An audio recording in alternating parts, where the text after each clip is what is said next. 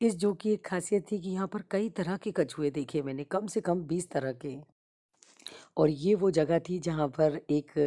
Beautiful photo session हो सकता था, तो मैंने यहाँ पर अपना फ़ोटो सेशन करवाया और बहुत ही अच्छा लगा मुझे। दरवाज़ा चैन से खोलो और आखिरकार टाइग्रेस रंजना मिल गई। इसका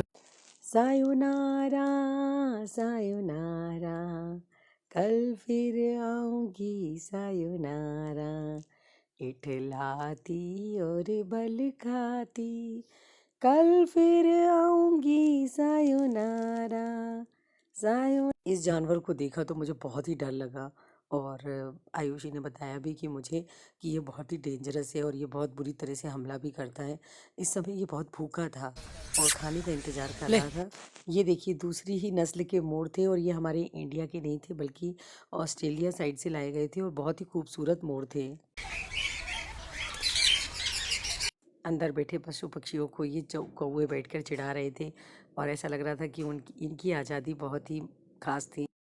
मैं इंडिया की गवर्नमेंट को इस तरफ ध्यान आकर्षित कराना चाहती हूँ कि जैसे जू में ये पंछी या पशु जो भी रहते हैं तो ये बहुत ही अस्वस्थ टाइप के हो जाते हैं क्योंकि ये अपनी रियल ज़िंदगी भूल जाते हैं, तो इनको थोड़े दिनों के लिए जू में रख के छोड़ देना चाहिए, फिर दूसरे जानवर को रखना चाहिए, तो शायद ये व्यवस्थाएँ अच्छी भी रहें और जानवर के लिए भी अच्छा हो, उसके स्वास्थ्य के लिए भी अच्छा हो, हमारे लिए भी अच्छा हो।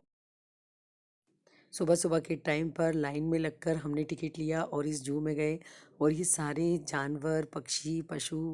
और बतख ये सब कुछ देखकर मुझे बहुत अच्छा लगा, लेकिन साथ ही इन लोगों के लिए ये भी लग रहा था कि ये लोग अंदर कैद में हैं, लेकिन अब क्या कर सकते हैं।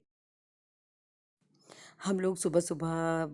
मतलब जू में पहुँचे थे, तब मैंने ये देखा कि ये सारे ही जानवर जो थे वो गेट के पास आ रहे थे क्योंकि इन लोगों को लग रही थी भूख और ये लोग बहुत ही भूखे थे, सुबह-सुबह का टाइम था, तो ये लोग सामने की तरफ आ रहे थे, तो इनको खाना देने के लिए वहाँ पर तैयारियाँ भी चल रही थी और वो लोग बर्तन धोकर और उसमें उनको खाना देते हैं, तो व्यवस्थाएँ बहुत अच्छी थी, साफ़-सुथरा माहौल था, झाड़ू लगाने वाले भी साफ़-सफ़ाई कर रहे थे और जहाँ बतख और जानवर रहते हैं, वहाँ पर सफाई बहुत अच्छी थी।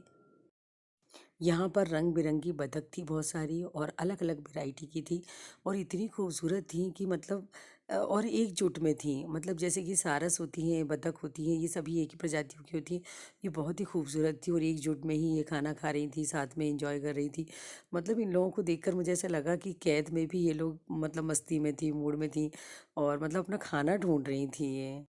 ये सीन तो बहुत ही ज़बरदस्त है जब ये ब्लैक कलर की बतख आई और ऐसा लगा जैसे स्टेज पर रैंप वॉक कर रही है, कितनी खूबसूरत है। ये वाले जो मिट्ठू हैं इन्हें उड़ीसा के जंगलों से लाया गया था और इस ज़ू में ये दिखाया गया है कि ये मिट्ठू किस प्रजाति के हैं, बहुत ही ये खूबसूरत रंग-बिरंगे मिट्ठू जो थे ना बहुत ही खूबसूरत थे और मैंने बहुत मुश्किल से जाली में से वीडियो बनाया और आपको दिखाने की इस कोशिश मिट्ठू के की। पास गई ना तो ऐसा लगा ये बड़ा दुखी है और एक ही जगह बैठा हुआ सीताराम बोल रहा है। आज मैं एक ज़ू में आई हूँ और ज़ू में मैंने ये देखा कि बंदर, चिड़िया और बहुत अच्छी रंग बिरंगी चिड़िया, शेर, इनको बंद रखा गया है पिंजरे में और मतलब इनको ज़ू में ऐसे रखा गया है सुरक्षित। और जबकि कौओं को मैंने देखा कि कौवे सारे बैठे हुए हैं खुले में, उनको कोई बंद नहीं कर सकता, काँव-काँव करते रहते हैं और दूसरे की ज़िंदगी हराम करते रहते हैं। तो ऐसे लोगों के, बुरे लोगों को कोई कुछ नहीं कहता है, अच्छे लोगों के साथ ही बुरा होता है। तो वैसा ही इस ज़ू में एक मैसेज मिला है कि जो पीकॉक वगैरह है वो वहाँ पर सब बंद है जी पिंजरे के अंदर और कौवा फ्री घूम रहा है।